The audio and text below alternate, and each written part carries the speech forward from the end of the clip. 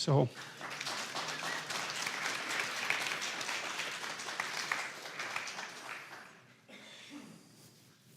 some other representations. This one I like, the one on the left.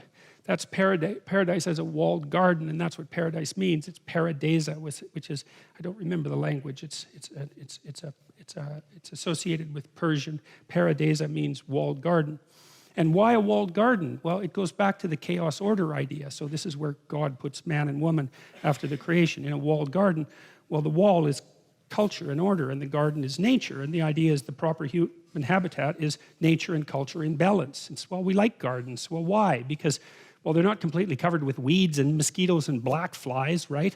So they're civilized a little bit, but still within that civilization, nature in its more benevolent guise is encouraged to flourish, and people find that rejuvenating. And so the idea that paradise, the proper habitat of a human being, is a walled garden is a good one. And it's walled because, well, you want to keep things out, right? I mean, raccoons, for example, you want to keep those things out, man, even though it's impossible. And you know, you don't want, well, there's all sorts of things you don't want in your garden, like snakes.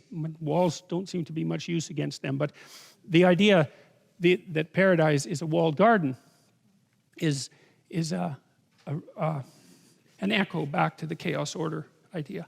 Walls, culture, right? Garden, nature. So the proper human habitat is a properly tended garden. Now, the radical left-leaning, anti-theist environmentalists tend to make the case that the predations of the Western capitalist system are a consequence of the injunction that was delivered in Genesis by God to man to go out and dominate the earth.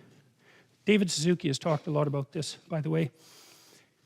They believe that that statement has given rise to our inappropriate assumption that we have the right to exert control over the world, and that that's what's turned us into these terrible predatory monsters, sometimes described as cancers on the face of the earth, or viruses that have inhabited the entire ecosystem, who are doing nothing but wandering everywhere and wreaking havoc as rapidly as we possibly can, which is another perspective on the essential element of humankind that I find absolutely deplorable.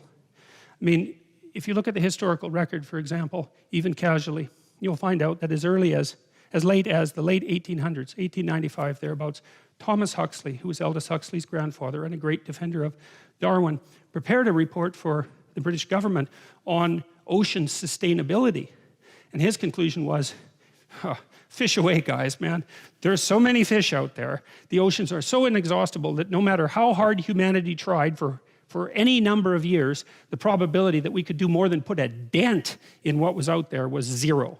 Now, Huxley turned out to be wrong. He didn't realize that our population was going to spike so dramatically, partly because we got a little bit rich and our children stopped dying at the rate of like 60% before they were 1 year old. And, you know, we actually managed to populate the earth with a few people, but it wasn't really until 1960 or so that we woke up to the fact that there were so many of us that we actually had to start paying attention to what we were doing to the planet. And that's like, what, 50 years ago? Well, we've just started to develop the technology, the wherewithal to understand that the whole world might be well considered a garden, and we need to live inside the proper balance between culture and order, or culture and chaos. Before that, we were spending all of our time just trying not to die, and usually very unsuccessfully. So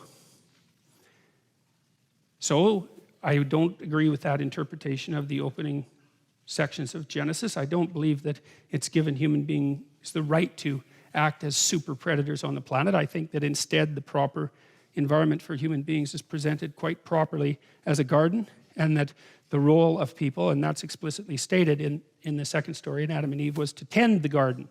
And that means to make the proper decisions and to make sure that everything thrives and flourishes, and so that it's good for the things that are living there that aren't just people, but also good for the people too.